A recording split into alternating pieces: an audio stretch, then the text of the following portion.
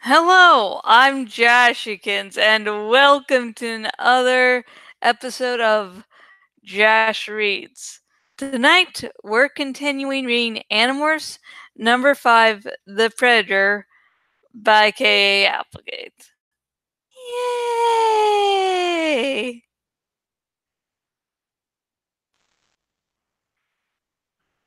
A couple of dozen of the Hork-Bajir leaped down from the high wall of the quarry and surrounded us.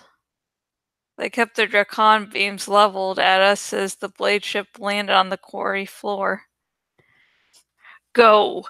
Obey Fakarosh there, Hearthlit, one of the Hork-Bajir said, in the strange mix of English and their own language that they use. He pointed to the blade ship. A door had opened in the side. I can't fit in there, Rachel said. But as she approached the door widened to her size. It stretched and grew as if the metal skin of the blade ship were alive. What a pathetic little crew we were, trooping inside the blade ship, weak and pathetic and stupid to imagine that we could ever have resisted the Yerks. Fisher 3 was right. We were fools. This wasn't even my fight, I thought. Not really. This wasn't my time to die. I guess I wanted to feel angry. But what I felt was numb as I trooped into the blade ship with the others. Like I wasn't really there almost. I was past feeling anything, I guess. I just kept thinking, it's happening. It's finally really happening. The next day was Sunday. My dad would go to my mom's grave alone. It would be a while before he would admit that I, too, was gone. Just like when my mom died, there would never be a body. Just like my mom. This is not looking good, I said. I couldn't take this silence anymore. No, it isn't. But we're not dead yet, Jake answered. Yet? Why doesn't that make me happy? I asked. I looked around at the others, all crammed into a windowless steel cube. Black, dimly lit steel walls on all 6 sides. No door. It was like a coffin. We look like some kind of circus, I said. An elephant, a tiger, a gorilla, a wolf, and a freak of nature. That got some half-hearted laughs from the others. I don't know why I was making jokes. I guess that's the way I am. When bad things happen, I tell jokes. When I felt sick, like I had swallowed broken glass. Maybe we should just demorph, Cassie said. Maybe if they realize we aren't Andalites, they'll let us go. She knew that was dumb, of course. But when you're scared, you start grabbing at anything. You want to believe there's a way out. The truth was, there were exactly 2 possibilities. Fisher 3 would kill us, or Fisher 3 would turn us into controllers. It would infest us with the Yerk. We should stay in Animorph, Jake said. I mean, the thing is, if Fisher 3 learns we are human, he may go after our families next. He may figure we told them something. Prince Jake is right, Axe said. The Yerks will not want to take any chances that other humans know of them. It was true. I knew it was true. I guess I'd known it all along. But hearing it said, it made me want to crawl into a corner. My dad, Cassie's parents, Rachel's mom and her sisters, Jake's parents, maybe even Jake's brother Tom, although he was one of them. Their lives were at risk, too. Suddenly, a window opened in one of the walls. It just grew, the same way the door had before, like the steel was alive. It formed a round porthole, large enough for all of us to see, even Rachel, who could only turn her massive head enough to look with one eye. I gasped. Below us, blue and white and so beautiful it brought tears to your eyes, was Earth. Sun sparkled off the ocean, clouds swirled over the Gulf of Mexico, a big spiral, maybe a hurricane. Look, Cassie said simply. We looked. Through the eyes of the animals of Earth, but with the minds of human beings, we looked down at our planet. Our planet. For now, at least. For a little while longer. Then something different came into view as the blade ship rotated away from Earth. This is why the Yerks opened a window, Axe said. This is what they wanted us to see, so that we would despair.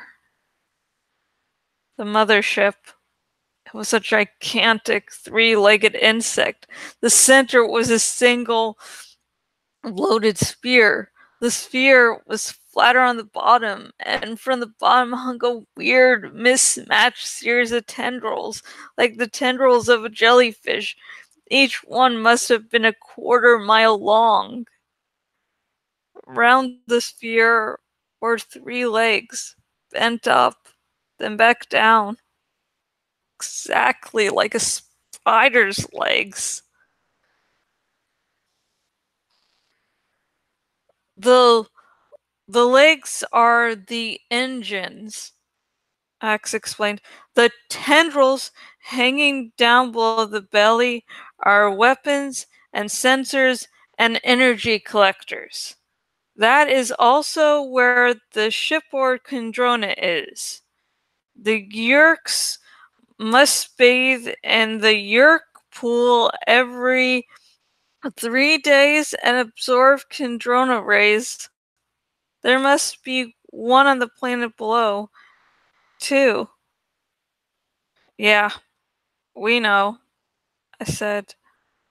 Your brother told us. For all the good it did us. It hung in orbit, like a predator gazing down hungrily at blue Earth below. I can't believe people on Earth don't see this on radar, Rachel said. I mean, it's huge. It's a city. It is shielded, Axe said simply. It cannot be seen by radar, and it would normally be invisible to us. Visher 3 is showing it to us to terrify us. He's doing a good job, I said. I've never been in space before, Cassie said. I always wished I could. I always wanted to see Earth all in one piece like that. It is a lovely planet, X said gently. Not so different from mine, except that we have less ocean and more grassland. I, I am sorry I brought you all to this. This is my fault. I wanted to yell, yes, yes, it is your fault. Cassie said what we all knew in our hearts. Axe, you're only here because your people wanted to protect us. Your brother and a love Andalites died trying to save us. Nothing is your fault. It was true. But sometimes, when everything hits the fan, you don't want the truth. You just want someone to blame. One too many missions, I muttered. This was going to be my last one. Now, well, it will still be my last one. I could see an opening in the side of the Yerk mothership docking bay. As I watched, a pair of quick bug fires flew in, dwarfed by the size of the opening. A minute later, we entered the docking port and were suddenly bathed in deep red light. Through the window, we could see Yerk crewmen, Hork-Bajir, taxons, and 2 or 3 other alien species in simple red or dark brown uniforms. And there were humans, too. My first reaction was hope. Humans! But then I realized the truth. No. Human controllers. Yerks. No different than the Hork-Bajir. There was a slight shudder as the blade ship came to a halt. Axe? Jake asked. What's our morph time? We have been morphed for 40% of allowable time. I did the math. So we've used up 48 minutes, leaving what, 72 minutes? Yeah, Tobias confirmed. Not a lot of time for you guys. Maybe Rachel is right. Maybe we should just go out in a blaze of glory. Attack as soon as they open the door. At least we can let them know we were here. I saw Jake extend his claws, as if he were thinking about using them. He glanced at where the door had once been, like he was measuring the distance. I knew that I was listening to the tiger in his head. Then he seemed to relax. No, he said, we have to have hope. Cassie sat up next to him and nuzzled him with her wolf's muzzle. I guess it should have been funny. The wolf and the tiger sharing a tender moment. But all it did was make me a little jealous. They had each other.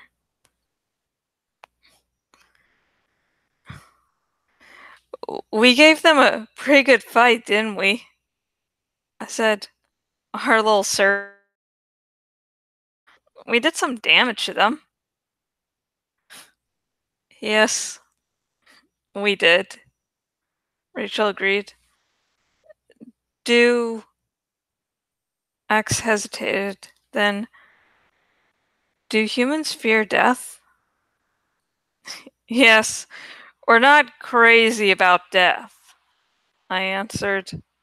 How about Andalites? We're also not crazy about it.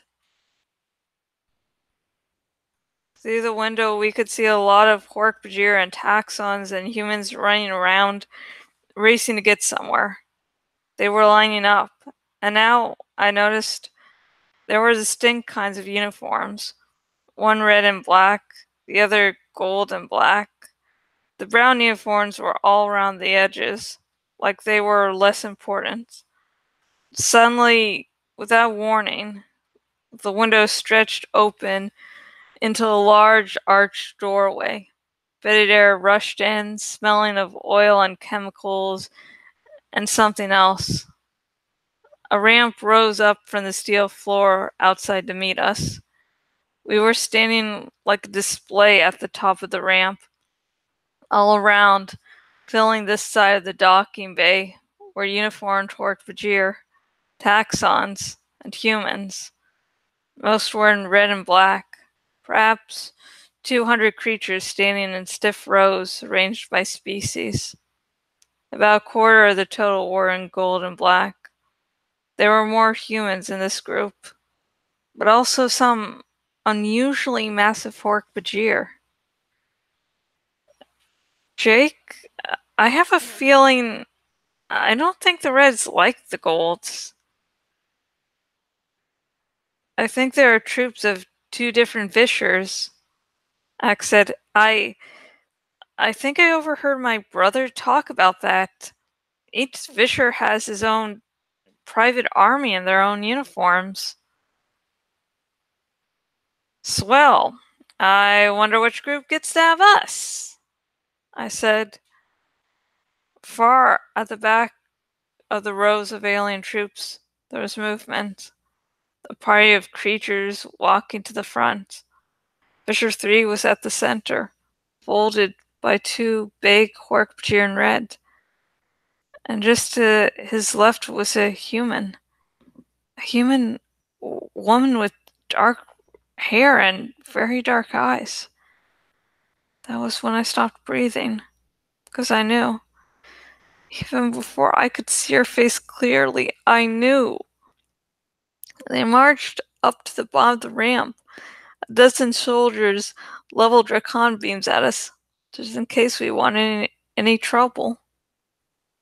Then, a thought speak that all could hear. Fisher 3 turned to the woman beside him. You see, Visha 1, I have taken the Andalite bandits. The crisis is over. Your trip here is wasted, and you can return to the homeworld. Visha 1 nodded. She looked up at us with those dark brown human eyes. Eyes I knew. Eyes I remembered. Same eyes that watched me sleep every night from the framed picture beside my bed. My mother. Fisher 1. Dun dun dun. So yeah, that is one of the big reveals. Like, oh my god, Marco's mother is not dead. Woo! That, for anyone hearing this twist for the first time, you're just probably really in shock. I can't remember what it was like reading it for the first time. I was like, holy fucking shit. I mean, Marco previously had pointed out some oddities about his mother's death. It's like, okay, this woman that really knows sailing does something really incredibly stupid. Yeah, and there's suddenly no body found. Yeah. I don't know if any of you figured out that, Marco's mother was still alive. But if this is your first time hearing this plot twist, did you guess it beforehand? Or did you not, being Visher 1, but at least knowing she was alive as a controller? Or did this come as a total shock to you?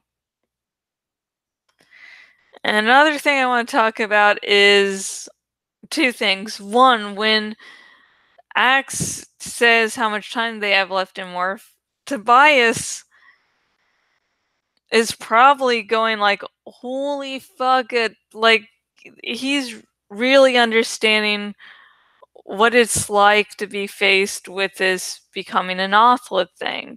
Like, as he pointed out in book 3, like, all the other Animorphs sort of knew it was going to happen, but didn't really believe it would happen to them. So now he's knowing that they're facing the possibility that he is living. And so he's probably like, I want to give all my friends a big hug, like everything's going to be great. And I I might not be a prime example, but everything's going to be fine. Oh, God. Another thing, when they're like, oh, we shouldn't really blame Axe. It's like, yes, Axe was the fucking one to come up with this damn plan. Yeah, you all agreed to it, but you did not know, but they did not have all the information that Axe did. So it's like, yeah, I am actually laying the blame on Axe here, folks. I love my little baby, but that's how it's going to go tonight. If you... Okay, this is becoming really too late for me to film, so I'm going to speed this shit up. Hey guys, if you would like to talk about this chapter with me, comment below. And hey, if you want to talk spoilers to me, don't do it in the YouTube's comment section. If you're on YouTube, go to the description. There's a link to my Tumblr Ask box. I'll take spoilers there. And hey, if this is your first time hearing about Animorphs and you want to read this book, if you're watching on the YouTube's link in the description, if you're watching on my blog, link down below, and both links will take you to where you can buy your very own copy of Animorphs number 5, The Predator by K.A. Applegate. And that's actually where I'm going to end it. There was no hopeful wishes submitted, so yeah. So see you very shortly, as next episode will be more of Animorphs number 5, The Predator by K.A. Applegate.